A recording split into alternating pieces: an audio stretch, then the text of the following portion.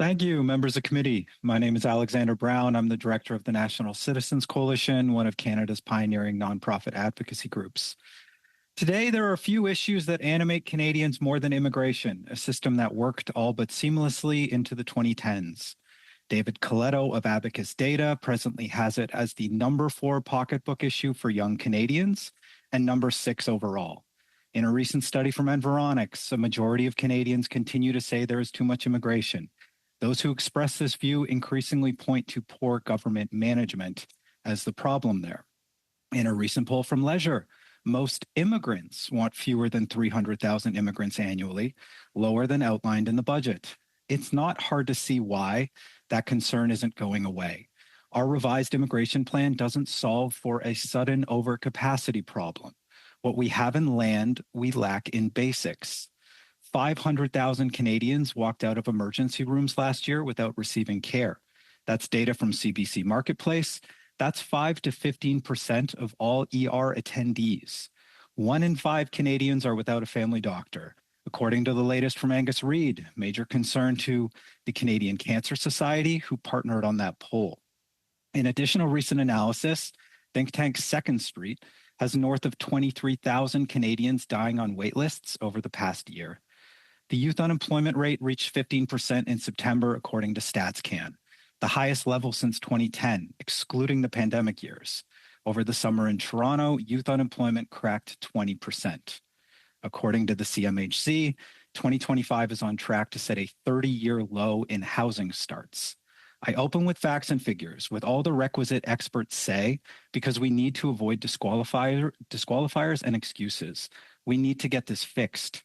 To borrow from a terrific Jamie Sarconic column, turning down the taps won't unflood the basement. And all we've done is turn down the taps. On the temporary foreign worker and international mobility program front, myself and immigration expert Dr. Michael Bonner, he's spoken to this committee. He once worked in service on this file under Stephen Harper and Jason Kenney. We argued in the Hub that it wouldn't be wrong to view these programs as distortionary government subsidies or welfare for unproductive businesses. The effects disproportionately harm younger Canadians who are priced out of the labor market, given that temporary workers overwhelmingly earn less than the median wage.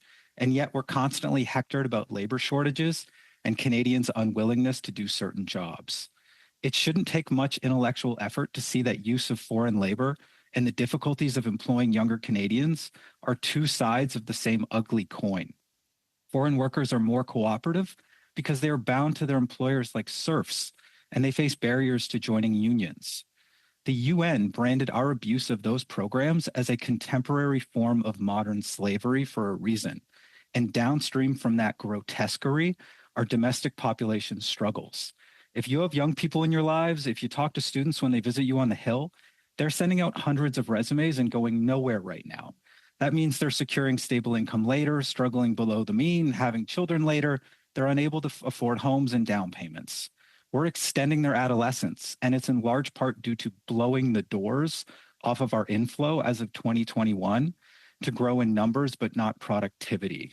The NCC and its Canadians for Responsible Immigration campaign is calling for the following: abolish the temporary foreign worker program for all but the hardest to fill roles. I understand seasonal agriculture, construction, engineering, important. If you need it, sure. Safeguards to prevent the diploma mill eruption witnessed post-2020 does not happen again. Close asylum loopholes. The system is out of control. 1 minute. Lower permanent residency targets further, strengthen deportation policies, prioritize high-value students, reform the point system. And I close with this, and quickly. Our immigration system has never been set by our business lobby.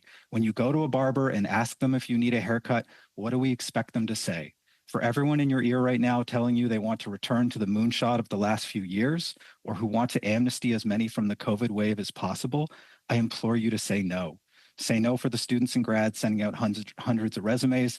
Say no for the 15 foreign students sold a lie, living in a basement, sharing a single washroom. Canadians are telling you they want even more change to responsible immigration. They want better targets, a clear exit strategy for those set to expire. Will we listen? Thank you so much, Mr. Brown. I'm going to direct my questions to Mr. Brown. So you cited some figures that I think a lot of Canadians are concerned about, but that haven't often been heard at this committee, which is that we have a youth unemployment crisis, and the fact that many Canadian youth are seeing that opportunity for a first job sort of evaporate as there's become more of a heavy reliance on temporary foreign workers, be it students with work permits or through various streams of the TFW program. Is that what you're hearing through your organization as well? Yeah, very much so. And I was just speaking anecdotally at the University of British Columbia last week, and the kids just wanted to talk to you about the hundreds of resumes they're sending out and going absolutely nowhere. We have an obvious issue, and I understand the need, and I appreciate the previous comments from the other testimony. But former Bank of Canada Governor David Dodge warned us that the last thing we want is a bunch of low productivity businesses hanging on because we provide them cheap labor. Not only is it bad for Canadian productivity, but there's also a big risk that it contributes to wage suppression and job displacement for Canadian workers. The TFW program is failing the grade on multiple different sets of conditions. It is drawing the ire of international rights organizations. There's a recent report that just came out as well. And I hate doing this, but I have a very short period of time. So Gotcha. Just to keep your answers quick helps me Real out quick. Too. No, I'm going now. Bureau. Okay. That's how it works. Gotcha. So, we have had testimony in this panel, and which I kind of sympathize with. There are regions in the country where there is a need for labor. My question is, I think rather than saying, how do we indefinitely continue to juice the supply of temporary labor while we have a youth jobs crisis, why isn't the government and industry working with the government to, over time, maybe over a few year period of time, look at labor mobility strategies and youth training strategies so that in economic regions, where there is a need for labor, we can incent people where there's like 20, 25% youth jobs to move. Would you recommend that? Absolutely. My concern, first and foremost, and I appreciate the concerns of others, is the Canadian workforce, is Canadian jobs, is our record in continued unemployment. Can we not be putting these resources into upscaling, to training, to working within the provinces, I'd love for, the best in BC to be working in Quebec right now. I don't want there to be shortages anywhere, but we have a massive backlog of unemployed young Canadians, of unemployed Canadians that we surely need to continue to give the first crack to. I've also heard, we had a labor union leader from British Columbia talk about how people who are coming into the trades, either to participate in manufacturing young Canadians, they might be in one of their training boot camps, but they can't get hired because of wage depression that's inherent to the TFW program. You talked a bit about wage suppressions. Do you think that, over time, phasing out the TFW program, and I'm talking specifically about economic regions that have high employment, phase it out, abolish it, but instead start focusing on labor mobility and jobs training, specifically for youth and trades, that's maybe like betting on Canadian kids who are out of work is maybe a better strategy long-term for Canada's economic productivity and wage equity? It's more sustainable, certainly. It'll lead to a healthier economy. It'll give these kids a hand up because they're failing to launch in record numbers. And I think we all know where that could go. I worry about them socially, where that's going to lead if they're alienated and unemployed and stuck at home. And so that has to be the play. We have, our economic experts telling us, that's what you're supposed to do for a living. We used to pay more, offer more, train more. I hope that we return to that and this doesn't just become the new model that we rely on.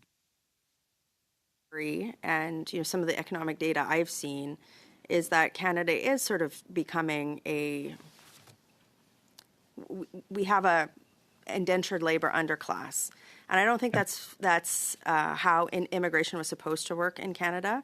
I think people who come to Canada should have the ability to have full economic participation and not participate as a laborer that's indentured to one company. Now, some people will say, well, we need to open up the TFW program and make it more flexible. But for me, I see, a 20% unemployed youth labor force. And I think that the first goal should probably be to to abolish the TFW program, make sure we're looking at economic regions that have special needs, but look at more labor mobility and youth training programs. Would you agree with that recommendation? Yes, and we have price to income ratios in our country right now that I believe are 10 to 1. And if we want to recruit the world's best and brightest, if we want to bring in high skill in our temporary foreign worker program, they're going to need homes. They're going to need doctors. They're going to need incentives. As it stands, we're inviting people over. It's like we haven't cleaned up the house. The oven's not on.